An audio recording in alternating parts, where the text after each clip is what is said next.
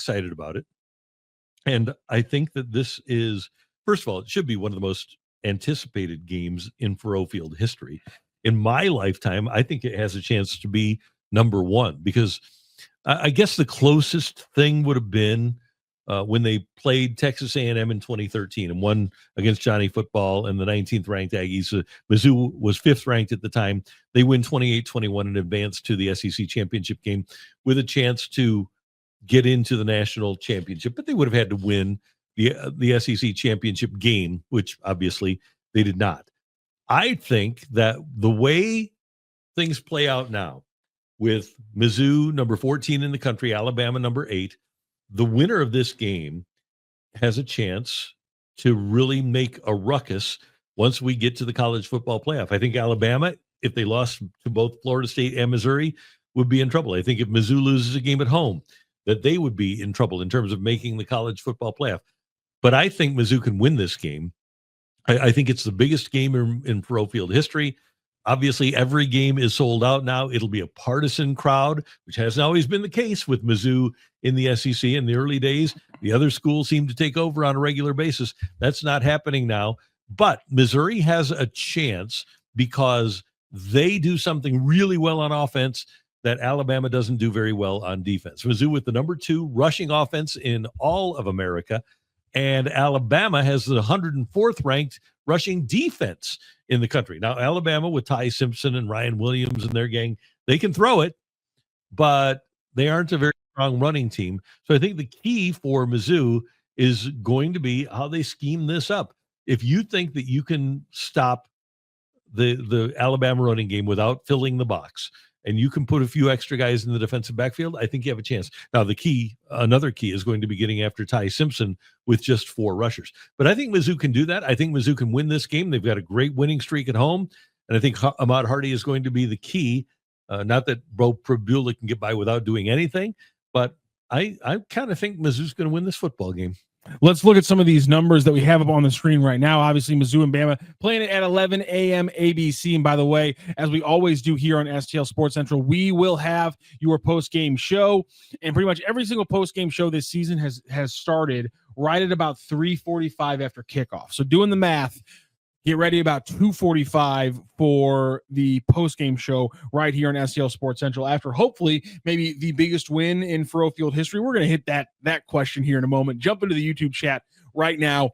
Let us know your thoughts on Randy throwing out the potential that this is the biggest game in Faurot Field history. If you disagree, let us know what your biggest game is, and let us know your thoughts about this game. One thing we're looking at, of course, with our friends at DraftKings is the line. It was at -6 for Bama. Bama giving up 6 points before the Bama-Vandy game on Saturday.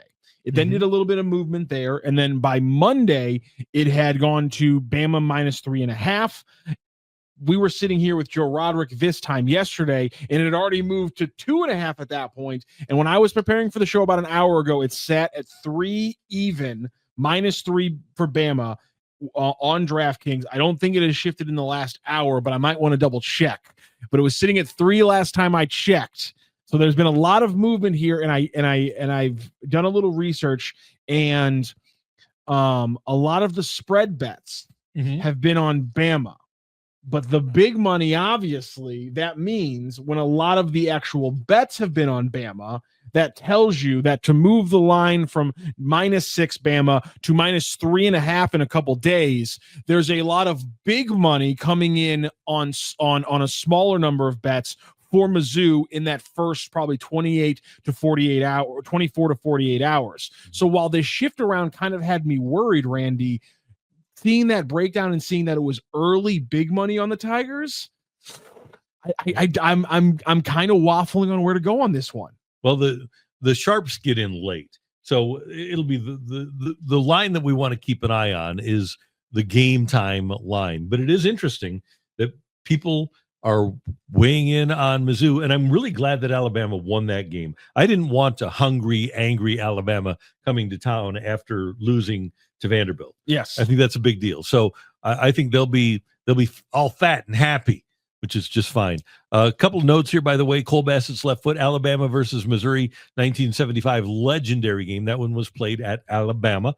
And We also He's have saying it was at he's saying 75 was at 75 Faurot Field. opener was at Alabama, Missouri at Alabama, and Mizzou won it 20-7, according to Sports Reference.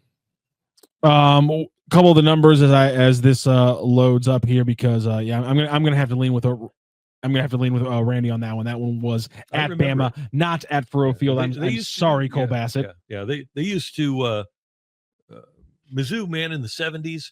They were known as the Giant Killers. They played 40 non-conference games. 28 of them were against top 20 teams. They would go to USC. They would go to Ohio State. Pete Woods, 1978, goes down and beats Ohio State.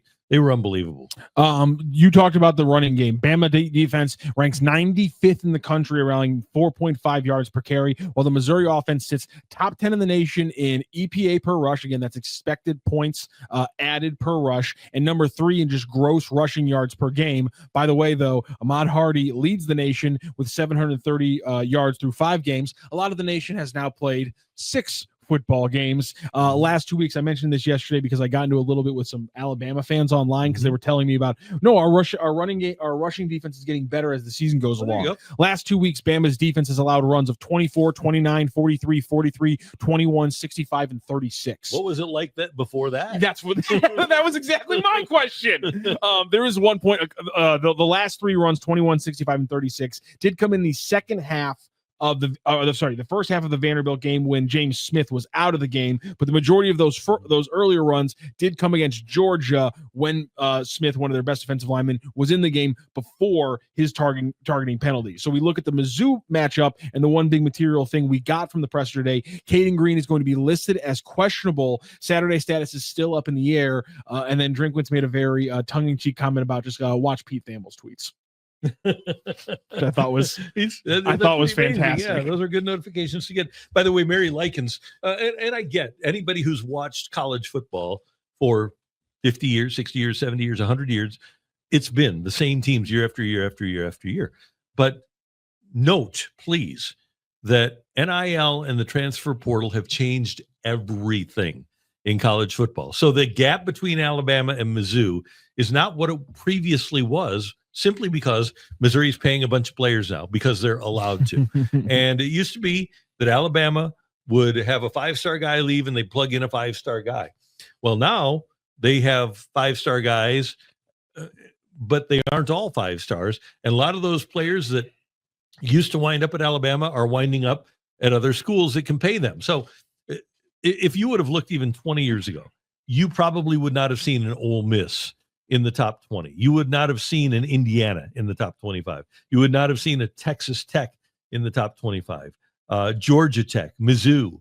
There are a lot of infiltrators now that weren't previously regular powers. And if you watch the Mizzou football team, they're big and strong and physical, and they can do a lot of things.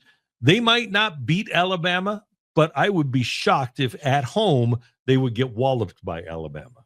It would shock me. And just with the style of this game, again, the running game is going to be the big question. That's why we're wondering about Caden Green, because the running game still rolled on against its lower competition. So you kind of have to adjust things in your mind, because Vanderbilt really didn't play a lot of great teams. They played Utah. Mizzou's really played South Carolina and Kansas. I would say that's arguably pretty comparable. I think that the combination of Hardy and Prbula is better than what Vanderbilt has.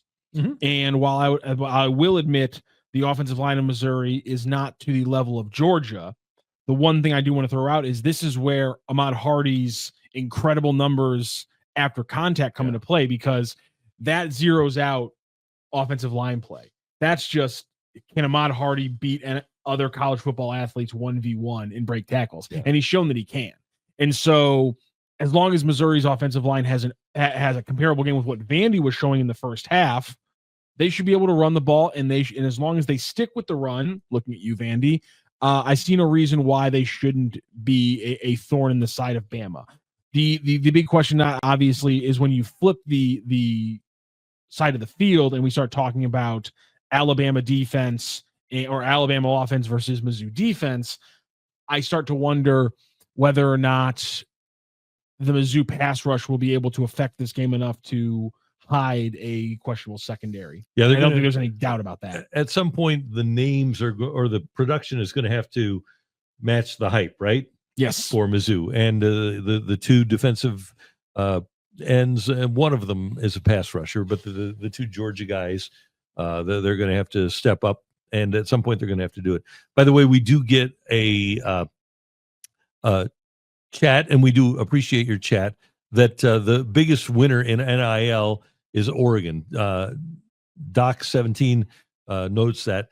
Here's an interesting thing about Oregon. Oregon went from 1964 till 1988 under Rich Brooks without going to a bowl game. 64 to 74 to 84, and then finally in 1988 they went to a bowl game.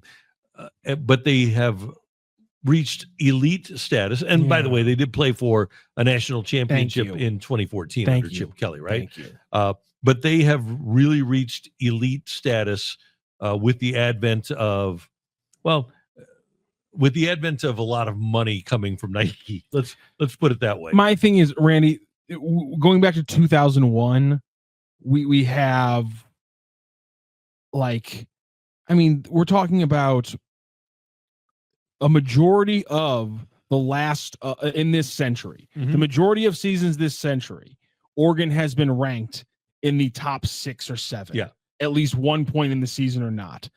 That's not yes, they're going to benefit a lot from NIL, but I don't think they're the team that benefits the most from NIL. We got to talk about teams that are taking significant jumps just in the last 2 or 3 years that were clearly being held back from that echelon by the lack of by everyone else in their conference having the money. In my opinion, the most ripe opportunity for this comparison is going to be a Big Ten or an SEC team. Indiana or Mizzou. Indiana, Mizzou are great examples of teams that have reached a completely different echelon because they can now compete with the blue bloods because they can now get away with handing over a bag of money as well. And by the way, one team that is handing over bags of money, and every week it seems like they're getting a 4 or 5 star guy, is Texas Tech. Some of those oil people are starting to put a little bit of money into that Texas Tech football program, and they've kind of got things going too. So good for them. So biggest game in Faurot Field history, Randy Karraker. For me, it's my anticipation level for this is off the charts. And I think for me, it's the biggest game in my lifetime at Faurot Field. Now, there will be those of you that'll argue about the 1969 team that went to the Orange Bowl. And that was great. And they played Oklahoma. It was 9th ranked Mizzou, 20th ranked Oklahoma, November 8th, 1969. And Mizzou throttles Oklahoma 44-10. Mizzou went on to win the Big 8 and played Penn State in the Orange Bowl. But I think things are so different now with the focus on college football and with the fact that everybody has a chance to watch it on ABC at 11 in the morning on Saturday morning. And I honestly think that because there is a college football playoff, there's more interest in it now. I think then, if Mizzou wins in November, they have a chance to go to the Orange Bowl. They have a chance to win the Big 8. Now it's, Missouri can make it into the college football playoff. I just think that the time and the interest level in the sport makes this a bigger game and a more anticipated game than that one against Oklahoma in 1969.